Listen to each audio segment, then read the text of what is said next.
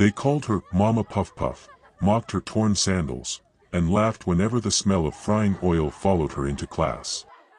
But what nobody knew was that the poor girl selling snacks before school was about to destroy every rich student's pride, and uncover a destiny so powerful the entire nation would one day chant her name. Every morning before sunrise, 17-year-old Amara balanced a rusty tray of hot puff-puff on her head as she walked through the dusty streets of the village. The smell of fried dough drifted through the cold air while sleepy traders called out greetings to her. By the time other students were preparing their polished shoes and expensive backpacks, Amara had already sold enough puff-puff to buy kerosene for her mother and books for herself. Even though her hands smelled of cooking oil during lessons, she never complained. At Bright Future Secondary School, the wealthy students mocked her openly. Some covered their noses whenever she entered the classroom, while others called her Mama Puff-Puff instead of her real name. During break time, they laughed loudly whenever they saw her standing near the gate, still trying to sell the remaining snacks before the final bell rang. But while the insults wounded her heart, Amara silently promised herself that one day those same people would remember her name for something greater. Amara lived with her widowed mother in a tiny mud house beside the river. Since her father died in a fishing accident 5 years earlier, her mother had struggled to feed the family by frying puff-puff every dawn. The village women admired Amara's determination because she woke before everyone else to help mix the flour, fetch water, and light the charcoal stove before rushing to school. One afternoon, after classes ended, a heavy rainstorm trapped many students inside the school compound. Hungry and shivering, the same students who mocked Amara rushed to buy her puff-puff because the school canteen had closed early. She sold every single piece within minutes, but instead of thanking her, the rich girls laughed again and claimed hunger had forced them to eat poor people's food. Amara smiled quietly, though their words cut deeply into her spirit. The brightest student in school was a handsome boy named Tund, whose father owned the largest supermarket in town. Unlike the others, Tund rarely mocked Amara, though he never defended her either. He secretly admired how hardworking she was and often noticed how she remained focused during lessons while others wasted time gossiping. One day, the mathematics teacher announced a statewide academic competition with a huge scholarship prize for the winner. Excitement filled the classroom immediately because the scholarship could send the winner abroad for university studies. While wealthy students bragged confidently about their chances, Amara sat quietly at the back of the class, praying silently that God would give her a chance to change her mother's life forever. That evening, Amara stayed awake late into the night reading borrowed textbooks under a dim lantern. Mosquitoes buzzed around her ears while her mother slept nearby after hours of frying puff-puff. Though exhaustion burned her eyes, Amara refused to rest because she knew education was the only road out of poverty. The next morning, she arrived late to school because one customer delayed her while buying breakfast. As she entered the classroom with her tray, several students burst into laughter. One boy cruelly asked if she planned to open a restaurant inside the school someday. Even the teacher shook his head in disappointment, unaware that Amara's lateness came from trying to survive. During preparation for the academic competition, the principal selected only 5 students to represent the school. To everyone's surprise, Amara's name was included among the chosen students. Murmurs spread across the classroom instantly, and some students protested angrily, claiming a puff-puff seller would embarrass the school. Amara lowered her head in shame while tears filled her eyes, but the principal silenced the class immediately. He explained that intelligence had nothing to do with wealth or appearance. Though his words defended her, Amara could still hear students whispering insults behind her back as she walked home that afternoon carrying her tray of unsold puff-puff. The competition training sessions began every evening after school hours. While the other contestants arrived in their parents' cars carrying expensive laptops, Amara came directly from the roadside market with tired feet and oil-stained fingers. Some students refused to sit beside her, pretending the smell of frying oil disturbed them. One evening, Tund noticed Amara struggling to solve a difficult mathematics question after everyone had gone home. Quietly, He sat beside her and explained the formula patiently. Amara was surprised because no wealthy student had ever willingly helped her before. Though they barely spoke afterward, that small act of kindness planted the beginning of an unexpected friendship. Rumors soon spread around school that Tun liked Amara because he had helped her during training. The rich girls mocked him mercilessly, asking if he planned to marry a roadside food seller in the future. Embarrassed by their teasing, Tun began avoiding Amara in public even though he respected her deeply. Amara pretended not to notice the sudden distance between them, but the change hurt her heart. She reminded herself that people from wealthy families could never truly associate with someone like her. Instead of focusing on friendship, she buried herself in her books and practiced past competition questions every night. A week before the competition, Amara's mother suddenly became seriously ill. She developed a terrible fever and could no longer stand near the hot stove to fry Puffpuff. Fear gripped Amara because there was no money for proper hospital treatment, and school fees were also overdue. Despite the situation, Amara refused to give up. Every morning, she fried the Puffpuff herself before rushing to school, then returned home to care for her mother at night. The burden nearly crushed her, yet she continued studying because she believed losing hope would destroy everything her mother had sacrificed for her. The day of the academic competition finally arrived, and students from different schools gathered at the city hall. Many contestants wore expensive suits and arrived with proud parents carrying cameras. Amara came alone wearing her only neatly washed uniform and old sandals with cracked soles. When some contestants recognized her as the Puffpuff seller from Bright Future Secondary School, they laughed openly. One girl mocked her loudly, asking if she planned to sell snacks during the competition break. Amara felt humiliation burning through her chest, but she closed her eyes briefly and remembered her mother lying sick at home. The competition questions were harder than anyone expected.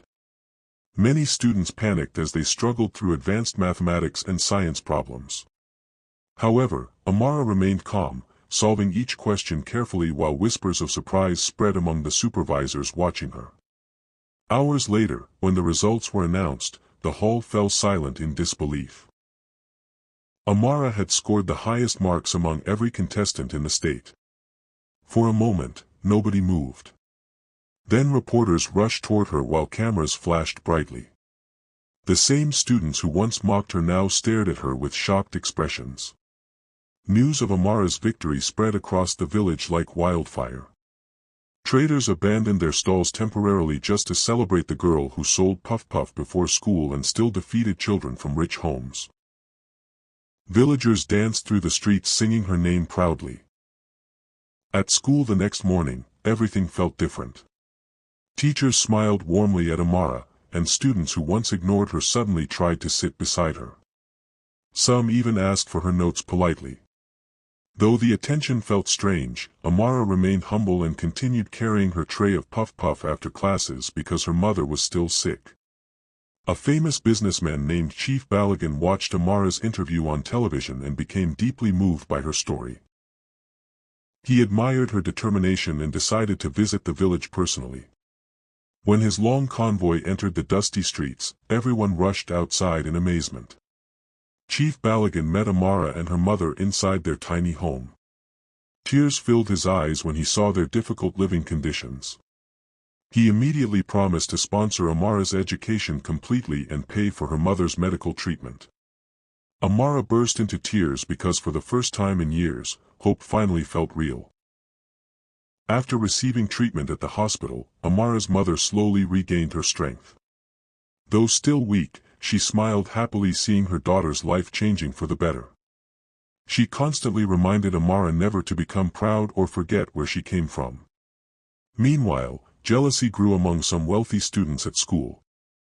They hated the attention Amara now received and secretly spread rumors that she only won the competition because judges pitied her poverty. Though Amara heard the gossip, she refused to fight back, believing success itself would silence them eventually. One afternoon, the principal announced that Amara would represent the entire state in a national competition held in Abuja. The prize included a full international scholarship and a large cash reward. Excitement filled the school again, but pressure weighed heavily on Amara's shoulders. At home, Amara worried constantly about failing and disappointing everyone who believed in her.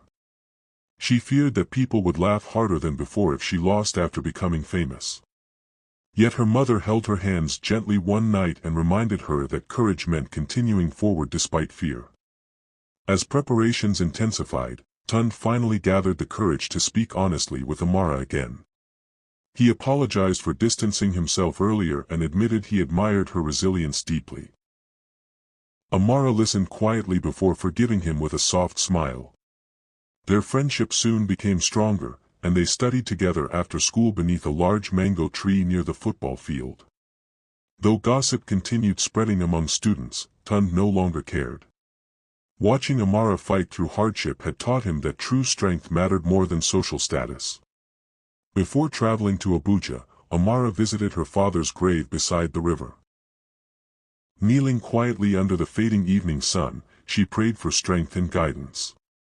Tears rolled down her cheeks as she wished desperately that he were alive to witness how far she had come. That same night, the village elders organized a special prayer gathering for her. Women cooked large pots of food while children danced joyfully around the fire. For the first time in many years, Amara truly felt supported by an entire community instead of carrying her struggles alone. Abuja overwhelmed Amara immediately with its tall buildings, bright lights, and crowded streets. She had never traveled beyond her village before, so everything felt enormous and intimidating. Contestants from prestigious schools arrived confidently speaking fluent English and displaying expensive gadgets. During registration, one girl mocked Amara's rural accent after discovering she once sold Puffpuff by the roadside. The insult reopened old wounds inside her heart. Yet instead of shrinking in shame, Amara lifted her head proudly and reminded herself that honest work was never disgraceful. The national competition lasted 3 intense days filled with written tests, debates, and science presentations. Many contestants underestimated Amara at first, but their confidence slowly faded as she answered difficult questions with remarkable intelligence. By the final day, even the judges whispered admiringly about her brilliance. Tund, who followed updates online from the village, prayed anxiously for her success.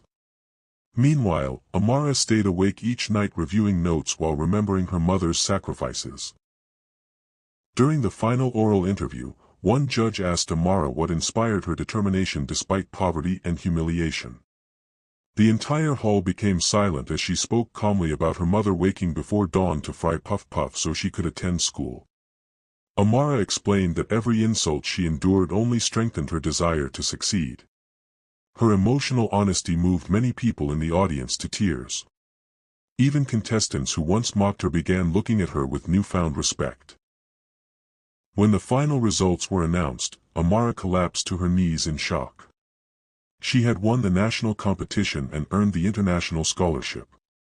Thunderous applause erupted throughout the hall while journalists rushed toward her once again. Back in the village, people screamed with joy after hearing the news on the radio. Her mother wept openly while neighbors danced outside their house until midnight. The girl once ridiculed for selling Puffpuff had now become the pride of the entire nation. After returning home, Amara discovered that several television stations wanted interviews with her. Reporters filled the village daily, eager to hear the inspiring story of the Puffpuff seller who defeated elite students nationwide. Although fame surrounded her suddenly, Amara remained deeply connected to her humble roots. She still helped her mother fry Puffpuff every morning, refusing to abandon the work that once kept them alive. Villagers admired her humility even more because success had not changed her character. One wealthy woman offered Amara's mother money to stop selling Puffpuff publicly, claiming it embarrassed someone as famous as Amara. But Amara's mother refused firmly. She declared proudly that honest labor could never disgrace anyone. Amara smiled after hearing her mother's response. She realized many people respected wealth more than dignity, yet her mother had taught her something greater than riches. That lesson became the foundation of her growing confidence. Months later, Amara traveled abroad for university studies. Everything felt unfamiliar, from the cold weather to the strange food and language differences. At first, loneliness nearly overwhelmed her because she missed her village terribly. However, Amara soon gained attention for her intelligence and discipline. Her lecturers praised her constantly, and fellow students admired her inspiring journey. Slowly, she transformed from a frightened village girl into a confident young woman chasing extraordinary dreams. Back in Nigeria, Tunde also gained admission into a respected university. Though distance separated them, he and Amara continued speaking regularly. Their friendship deepened through late-night phone calls filled with laughter, encouragement, and shared ambitions. One evening, Tunde confessed that Amara's courage had changed his entire perspective on life. He admitted that before meeting her, he judged people mainly by wealth and appearance.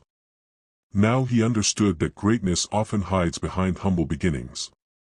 During her second year abroad, Amara created a small online business selling African snacks inspired by her mother's Puffpuff recipe.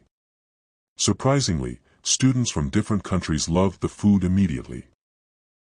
Orders increased so rapidly that she struggled to manage everything alongside her studies. Instead of keeping the profits for herself alone, Amara sent money home to help widows and struggling children in her village.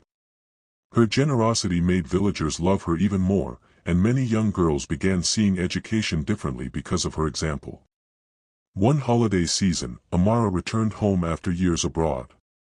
The village welcomed her with drums, dancing, and colorful celebrations. Children ran excitedly behind her car shouting her name proudly. As Amara walked through the market, she noticed several young girls selling snacks while wearing school uniforms. Unlike before, nobody mocked them anymore. Instead, traders praised hard-working students openly because Amara's story had changed how the community viewed poverty and determination. A greedy politician soon approached Amara hoping to use her popularity during election campaigns. He offered large amounts of money if she publicly supported him. Though many villagers urged her to accept the opportunity, Amara sensed dishonesty in the man's intentions. Politely but firmly, she refused the offer. She explained that her story belonged to the people who genuinely supported her, not corrupt leaders seeking cheap popularity. Her bold decision earned even greater respect from the community. One evening, Amara visited her old secondary school unexpectedly. Students screamed excitedly when they recognized her entering the compound. Even teachers struggled to hide their pride while introducing her to younger students. During her speech, Amara encouraged students never to look down on anyone because of poverty. She reminded them that circumstances could change suddenly, but character remained forever. Many students listened with tears in their eyes, especially those from struggling families. After the event, one girl approached Amara privately and confessed she planned to quit school because classmates mocked her for selling vegetables after classes. Amara held the girl's hands gently and shared painful memories of her own humiliation. She encouraged the girl to remain strong and focus on her dreams instead of insults. That conversation deeply touched Amara because she realized her story now carried power beyond personal success. Years passed, and Amara graduated with top honors from university. International companies offered her impressive jobs immediately after graduation. Yet instead of remaining abroad permanently, she chose to return home. Many people were shocked by her decision because they believed success only existed overseas. But Amara wanted to invest her knowledge and resources into transforming communities like the one that raised her. She believed true greatness meant lifting others alongside yourself. Amara established a large food processing company specializing in African snacks, including Puffpuff flour mixtures based on her mother's recipe. The business created jobs for hundreds of struggling women across different villages. Her mother watched proudly as trucks carrying products branded with Amara's name traveled across the country.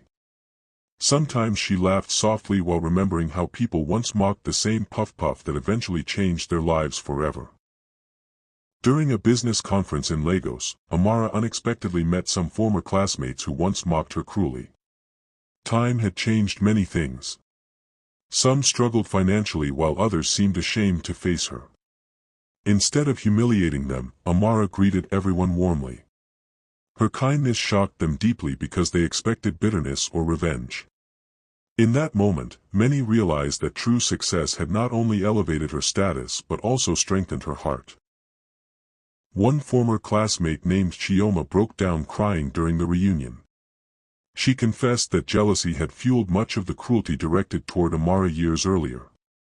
Hearing this saddened Amara because she understood how insecurity often hides behind mockery. Amara forgave Chioma sincerely and encouraged her to rebuild her confidence. Their reconciliation became one of the most emotional moments of the gathering. Even old teachers watching nearby wiped tears from their eyes. As Amara's company expanded internationally, newspapers began calling her the Puffpuff Queen. Though the nickname amused her, she accepted it proudly because it honored her journey instead of hiding it. Television interviews and magazine covers followed constantly. Yet despite global recognition, Amara still visited roadside markets regularly to support small local traders. She never wanted success to disconnect her from ordinary people. Meanwhile, Tun completed his studies and became a successful architect. His admiration for Amara had quietly grown into deep love over the years, though he feared ruining their friendship by confessing his feelings. One evening beside the same mango tree where they once studied together, Tun finally told Amara how much she meant to him. Amara smiled warmly before admitting she had loved him silently for years too. News of their relationship spread quickly through the village. People celebrated joyfully because many had secretly hoped they would end up together someday. Even elders praised how their story proved love could rise above social divisions. Tun's wealthy parents initially worried about public opinion, but after truly knowing Amara's character, they embraced her wholeheartedly. They realized she possessed wisdom, humility, and strength greater than many people born into privilege. Preparations for Amara and Tun's wedding became the biggest celebration the village had ever witnessed. Tailors worked day and night sewing colorful outfits while traders decorated streets with bright fabrics and lights. Amara insisted that widows, roadside hawkers, and poor families receive special invitations to the ceremony. She wanted everyone who struggled like she once did to feel honored and included during her happiest moment. On the wedding day, Amara entered the ceremony wearing a breathtaking traditional gown decorated with golden patterns. Villagers gasped in admiration because the former Puffpuff seller now looked like royalty. During the reception, Amara surprised everyone by personally serving Puffpuff to guests alongside her mother. Laughter and applause filled the hall as she proudly celebrated the humble food that shaped her destiny. After marriage, Amara and Tun created a foundation supporting poor students across rural communities. The foundation paid school fees, provided books, and trained struggling parents in small businesses. Thousands of children soon benefited from the program. Parents often cried tears of gratitude because opportunities once impossible were finally becoming reachable for their families.